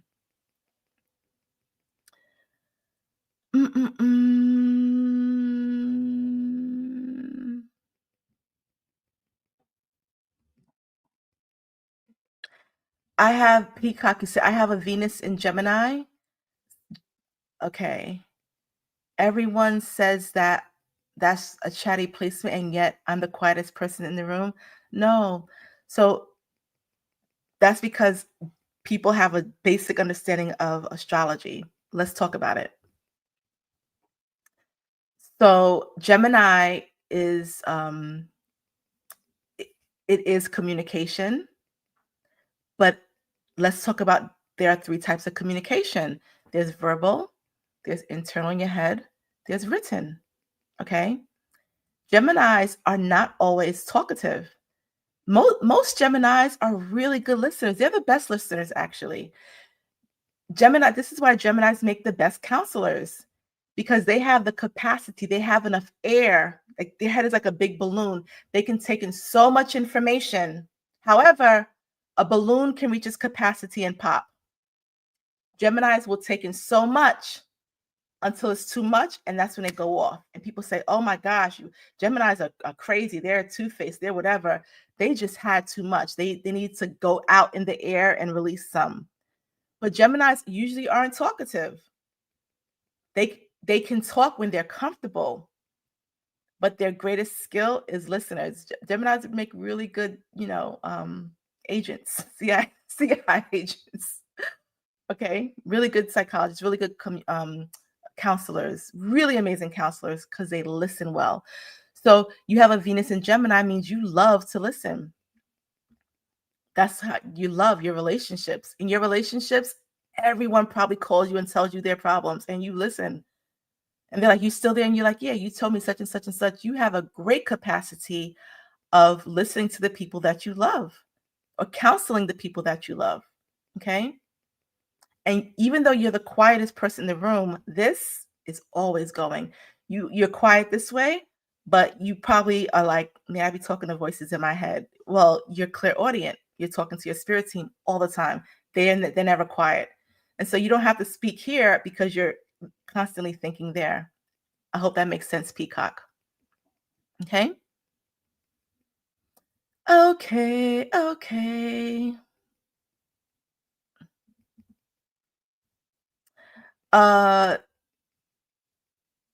You said, for me, when plants are in retrograde, my life suddenly becomes easier. When they're going direct, I have challenges. Why is that? It absolutely happens every time, and I find that very strange.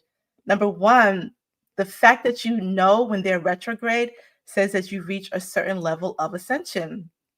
I said spiritual beings, we love the retrogrades. We love retrogrades. We love all these retrogrades because when you reach a certain level of ascension, you look at things holistically. So you like the retrogrades because you're like, it's an opportunity for me to do spiritual work, even though you may not consciously be saying that. That's what it is. We love the retrogrades. We absolutely love it because the energy is more profound and we can operate easily there. When it goes direct, the energy, it closes up. And it's really challenging to function in those spaces. I hope that makes sense, Em. Okay. Vita, you said, I know the whole chart is important. But if we have a stellium, should we? Oh, but if we have a, is that but? Okay, I know you meant but. If we have a stellium, should we focus on that more than anything else? You don't have to focus on a stellium, it focuses on you. Okay. So you knowing that you have a stellium says that you know that this is a place where you have the most challenges in your life. There's going to be a lot of trauma there. It's going to be a lot there. So when it comes to, well, where do I need to heal first? What do I need to focus on? That's a really good place to look at. Okay. My pleasure, TJ. Okay, Radiant Life Navigator. Is my mission or career supposed to be super challenging as my 10th house has Sagittarius with Mars, Saturn, and Uranus? Your 10th house has a stellium, Sagittarius, Saturn, and Uranus. Okay, so you gave me the zodiac and you gave me 2 planets. Okay. So your 10th house is in Sagittarius and you have Saturn and Uranus in your 10th house, right? So, no, first of all, everyone's soul mission is super easy. You love to do it. You love it so much you don't think that this is possibly the work that I'm here to do. It's just naturally you.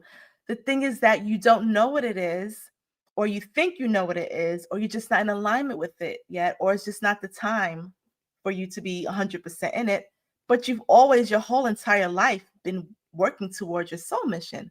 Always, always. So your soul missions are super easy. This is something that you love to do. You're thinking about it all the time. It is your soul's work. Okay. So it's never going to be challenging. If you're doing something that's challenging, you're out of alignment. Spirit is going to start closing the door to that. You're going to feel resistance. You stop it. You pivot. You say, pause. What is it that I should be doing? And you do that. Do you understand? Okay. So no, it's not meant to be challenging. 10th house Sagittarius with Saturn and Uranus really points to, it's crazy because your name is Radiant Life Navigator. And it really points to someone that is supposed to teach. Sagittarius is a teacher, it is a student. Having Saturn means you're organized. You have that support to help you be organized in that. Okay. And having Uranus in that space as well is saying that this is a space for you to go deep and to flow. Really, Radiant Life Navigator, I wouldn't be shocked if you would be a coach. Okay.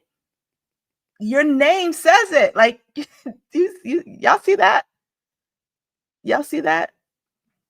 You're supposed to help people navigate their lives in a radiant way. All right. I hope that makes sense. I love when that happens. I love it because sometimes you ask questions and it's like your answer is right there. Okay.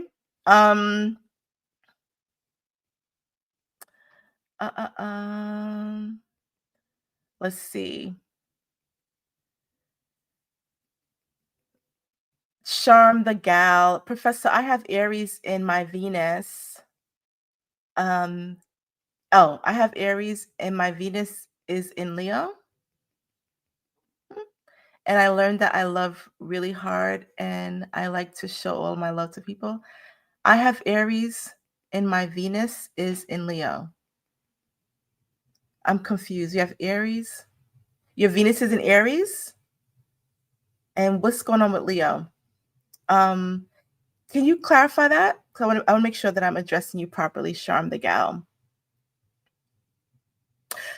Mr. RJ, so is August 8 a real Lionsgate portal or is October 8? August 8 really is. It really is an energetic portal.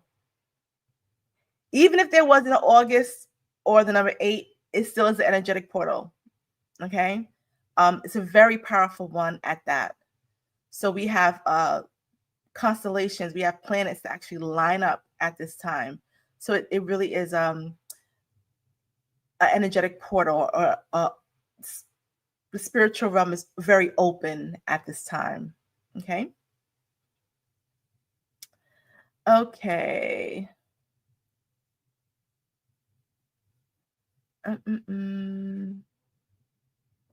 So when you write your questions, everyone, please make sure they're as clear as possible so that I can understand it. Because again, I can't, we're not on Zoom, so I can say, can you explain that to me? Okay. Give me complete sentences.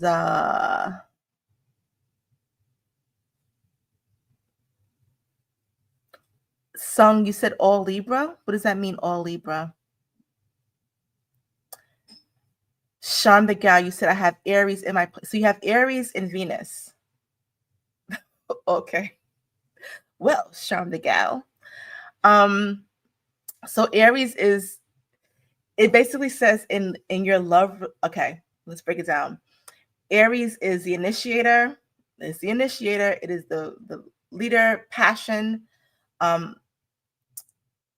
Fire is the first zodiac. Okay. Venus is love, relationships, mushy gushy. Okay. And so having fire in that place can pose some challenges sometimes in your relation. So you charm the gal. So in your relationships, you're going to want to be the leader. Okay. This could be challenging if your partner is in a male body and has masculine energy. Okay. This may pose some issues in your relationship, in your friendships. You may want to be the one you like, that's right all the time, that wants to start something. Okay. You may meet someone or you may be the person to initiate something in a relationship. Okay. Instead of you falling back, just watch that person. Be easy. Don't fall in love so easily. Okay. Don't be so impulsive. Like, oh my gosh, this person is perfect for me. Their zodiac matches up. I'm going to marry them. Like, just take it easy when it comes to relationships, friendships as well. Don't be so open. Don't tell everyone your business. Okay. Okay. Venus is in Aries. Okay. Let's see. Can you explain? Okay. Any other general questions? I'm not going to do readings here, y'all. Any other general questions about astrology? Any general questions about astrology? Again, put 3 question marks in the chat. Let me answer this. So on September 16th, Sister Myra is teaching this is the last time, y'all. Last year, she taught her astrology course that this is her course that she channeled, she put together. She stopped teaching it for years. I asked her, would she teach it last year? She taught it to a group of about almost like 60 students. It was transformational. Whatever everyone thought they were getting when they entered the class was not what they expected. And so she said she's not doing it again. It was a lot. She retired from it. And I said, Sister Myra, can you please? Because we had a whole wait list of people that wanted to do it. They just couldn't do it last year for various reasons. And I said, Sister Myra, like, can you please? And she said, I just can't. Like, her energy would just not allow her to teach 16 classes plus the one-on-ones at the end. I asked her again, and she agreed that she would teach the first class, which is giving you your foundations in astrology, the mid class before we get to the second half, and then a final class. And then she would do the one-on-ones at the end. And she said, this is it. She will never do this again. And so this is her class. This is not my class. This is her class. She published her book. So all of her writings is actually in her book. The people that took it last year got the first edition of the book. Those who take it now will get this book for registering for the course. You cannot buy it anywhere. It's not on Amazon. It's not anywhere. It's not sold anywhere. It's only for her students. This is a course textbook. This is her class, okay? No one teaches this like this. Her soul's mission was literally to teach this. This is her legacy. She said to me, Melanie, this is my legacy. This is what I'm leaving behind.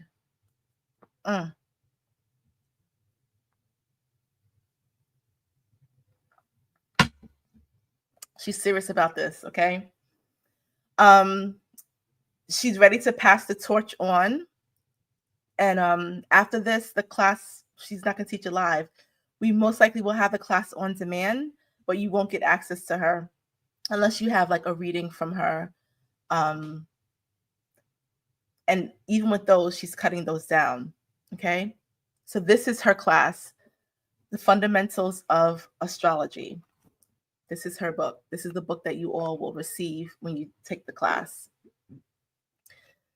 So again, she's teaching it. Everything is well organized. The videos are on demand for the class. You get 2 lessons a week. It's over 8 weeks. And then there's a 2-week break where she teaches you how to do a ritual. And then you meet with her one-on-one where you go over it. You can share whatever you want with her. That sort of thing is really amazing. That is the astrology class that I've been speaking about. I'm not teaching it. Sister Myra is teaching it. It is being held at Spiritual AU. Okay. Yes, it is a thick book. It's not a booklet. This is your textbook for class, y'all. This is the textbook for class. I'll show you some of the. So the first half, there are 9 chapters, and I think it's on the website what the chapters are. Learning the symbols, signs, planets, as well as elements. Basically going over astrology. You will have a really great understanding of astrology. There's assignments in here. She talks about the spiritual versus the physical. Remember I told you about the Mayas, how they had the serpent rising to the overworld, to the jaguar, and then there's the underworld. So that's the spiritual and the physical. She talks about that as well. There's a lesson on that. And then the second half of the class is where she goes into spiritual astrology. And this is what blew everyone's mind. The supremacy of the 4 elements, holistic viewing through the opposites. She always talks about the opposites. Placing deities in astrological cycles, the cosmic royal family, the flow of energy in order of patterns, the ultimate of dualities. In this class, you're going to be using your chart. You're going to build your chart, and you're going to learn about yourself. You learn about yourself, who you are, what you've done in the past, why things have happened a certain way, what you're here to do. Okay? You learn about the transits, the cusp. You learn about so much. And she's really phenomenal at teaching this. And it's a holistic way of learning. So it's not just the science of astrology. It is, who are you? Who are you? And she teaches to use your astrological chart to uncover who you really are. So I know quite a few of you that are here have taken the class last year. I know some of you are signed up for this year. Let me put the website on the chat, on the screen, if you're interested. So it's spiritualau.com/astrology. There is a limit in the class. There's a specific number Spirit gave me. My students know, 7 certification knows, when I get a number, that's the number. And I always hit that. I always get that number, and that's it. Spirit will say 33. It'll be 33. We're not doing 34. That's just what it is. And so there is a number of slots in this class, because at the end, she's doing one-on-ones, and we can't. She wanted to put a limit at that, basically. So if you're interested, register. Go to the website, read about it. If you have any questions, you can email me, and I'm more than happy, to explain it to you. You don't have to pay for the book. I send you her textbook. Okay. Don't ask, can you buy the book? It's a no. You cannot buy the book. It is for her students, y'all. It is for her students. Okay. Let's see. Yes, TJ. I saw you signed up, TJ. The class is amazing. It really just is amazing. You're also gonna have a student guide. There's the app, the chat room if you have questions. Like, we have study halls. No one's left behind. No one gets lost. Okay. Let's see.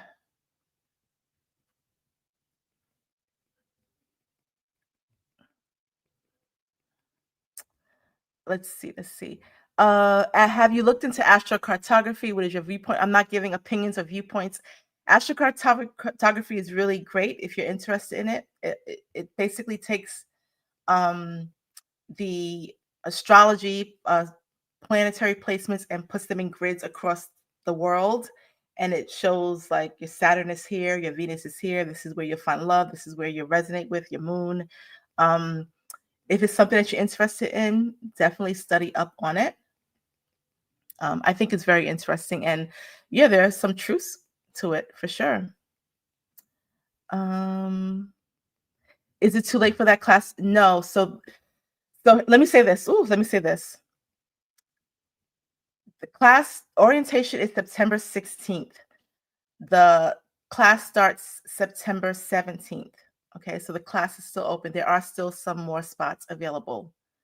I'm sending out the books on September the 10th so that everyone has it by the first day of class. So you want to be in class with Sister Myra as she's going through the book, because last year we had they downloaded the pages, but when she's going through some of the placements, you're going to want to be writing it along with her, along with us as we're doing it. So you want to make sure that you have the book in time. So make sure that you register. I'm sending the books out on September the 10th. So no, it's not too late, but don't wait till the last minute, y'all. I always say this, don't wait. With the Reiki class, there are people that want to register, and I said it's closed. 33 students is closed, and that was including 7 certification. Like, I have to follow guidance. Okay. Let's see.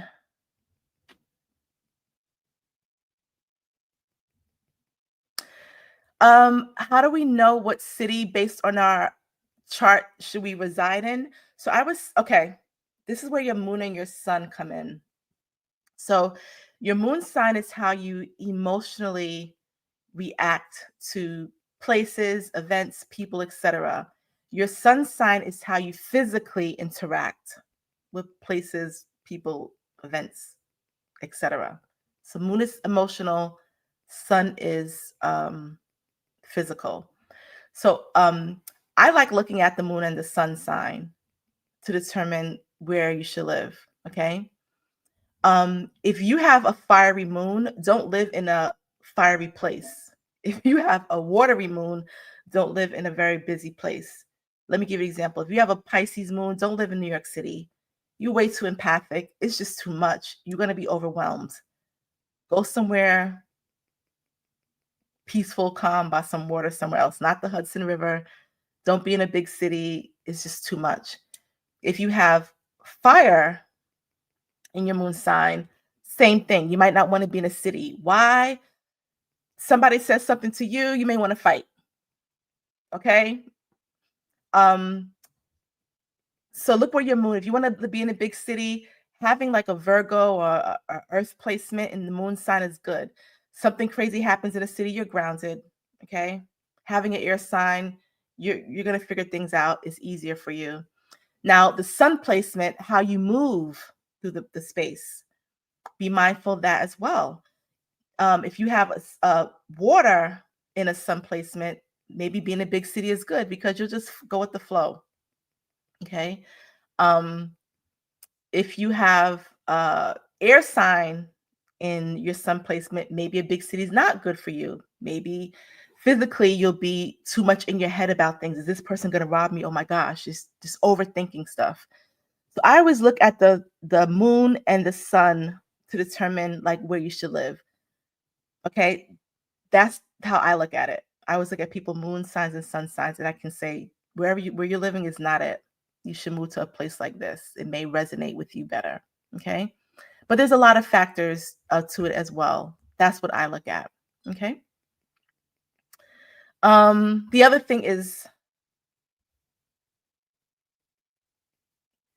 let me say this: people that have Gemini in their south nodes are meant to live in one place.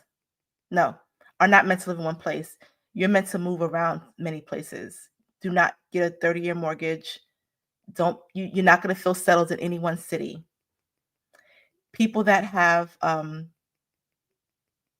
the opposite, let's say Sagittarius in their south node, you need to find a 30-year mortgage. You need to find where you need to settle and live there.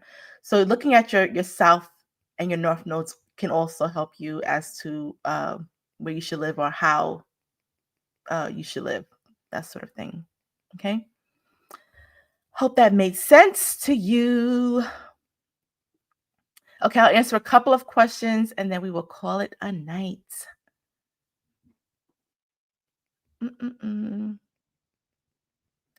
Scorpio moon in Houston. It depends where you are in Houston now. It depends where you are. It depends where you are in Houston. Yeah, don't be in East Houston. Like this depends. Maybe North Houston, you good, you know. Don't be on the east side too much or the west. Like just it depends. maybe South Houston if you're Scorpio moon, right? They're doing a lot of developments there. Okay, it's a little quieter there. The north, you know, the highlands, like that area, like okay. Also, depending on your budget, even the center of Houston, like the city part, you may be okay with. Just be careful of the east side and west sides. If you're Scorpio moon, we don't want you getting triggered. Okay. You said artist speaks. I'm surprised the book isn't bigger with the amount of knowledge and wisdom she has. So this is the course textbook. So every class has the basic the instructions and then the activity. The lecture, there's a lecture. So if we were to transcribe the entire lecture, yes, the book would be huge. But it's a course textbook, so it's meant to guide you through the work and do exercises. Okay. Yes, but she has a wealth of knowledge, and you'll definitely get that during the lectures. Okay, Peacock, you said, if I get the herbal tea for men, does it help with ascension as well? It helps with multiple types of ascension. Let me tell you, there are men that stand by. You're talking about the stand-up tea at Aurora's Blends. That tea was first formulated in 2020, and there are men that order it every single month for the past 5 years. It is powerful. It will, I have to be careful on claims, but it's science. It increases testosterone.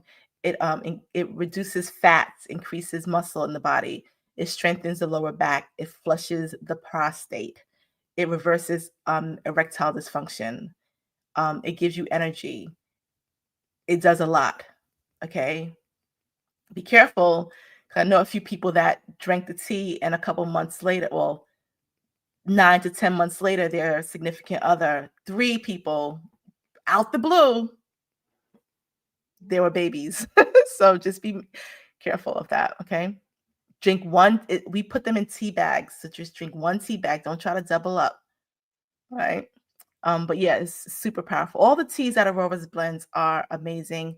There were a couple that I formulated that like OGs, like Shamana Brew, and the rest were formulated by Makeda K that are amazing, just amazing. Okay. Dominique, you said Scorpio moon, Leo sun, living in New York currently, but I want to relocate. Listen, you're a Scorpio moon. Well, what do you mean by live in New York? You live in the city, or you live or you live in the city, or you live in the boroughs, or you live upstate? Because if you live upstate, that's not really New York. You're okay if you live upstate. But if you live in one of the boroughs, um, yeah, I know you're going through it. But you have a Leo sun, so somebody trigger you, you be ready to fight, Dominique. Let's see. Oh, like you said, that Florida depends. Florida depends. Florida depends. Florida is a huge state. There's a difference in North Florida, Central Florida, and South Florida. It really depends. With the Leo sun and a Scorpio moon, you might like the coast of Florida. You might like the east coast of Florida. I wouldn't. Miami may bother you because Miami has a lot of stuff there. Maybe like Fort Lauderdale or one of the other cities further north may be nice. Or Tampa. No, not Tampa. Not Tampa. Okay, let's see. Tampa's a portal. It may be a little bit too much for you. Spent my whole life in Queens, but I live upstate right now. See, you're okay upstate then. You're okay. Yeah, you made the right move moving from Queens. Queens is okay. Queens is okay with, Leo sun, Scorpio moon. From Queens to upstate, you good. If you said anywhere uptown, Bronx, Brooklyn, I'd be like, you need to go. Okay. All right. Okay. Yeah, someone else said not Tampa. Yeah, not Tampa. All right. Awesome. Awesome. Virginia Beach. Virginia Beach would be nice for Virginia Beach nice for Leo sun, actually. Leo sun, Scorpio. Yeah, it would be. Okay. All right. So I'm going to wrap up the questions tonight. Any questions about the course? Feel free to email me info@spiritualau.com. Let me see if I can put that on the screen.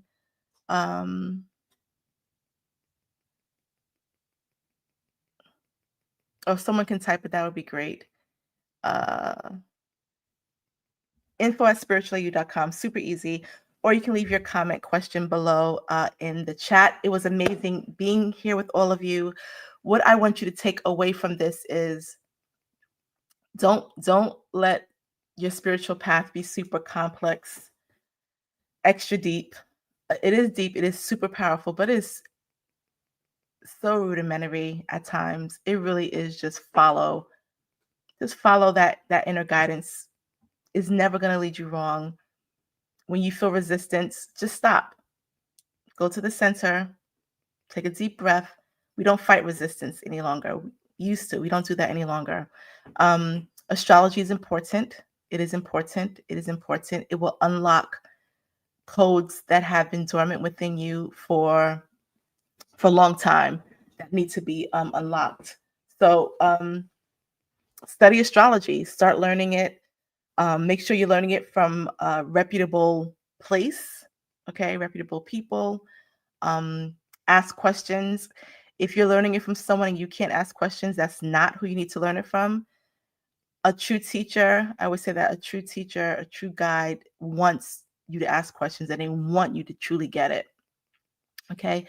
Thank you so much, Sarah, for the donation. I really appreciate that. I appreciate the love.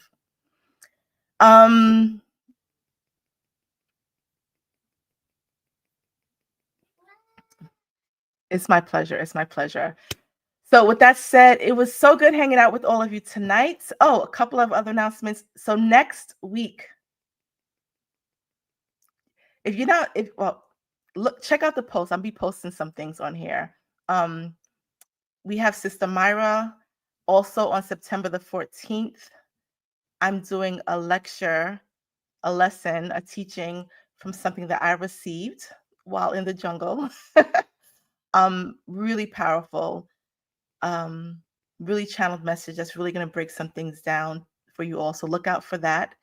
And yeah, we have some exciting things coming up. Liver detox is also coming up the end of this month. So this month is a 9-month, is transformational. The lecture that I share with you this month is really going to transform a lot within you. Again, tonight was just us connecting, me sharing, hanging out, and answering some questions to the soul family. Okay. So that said, everyone have a wonderful night. Thank you so much, Gloria. Sweet dreams, safe travels, and I will see you all very soon. Peace, everyone. Good night.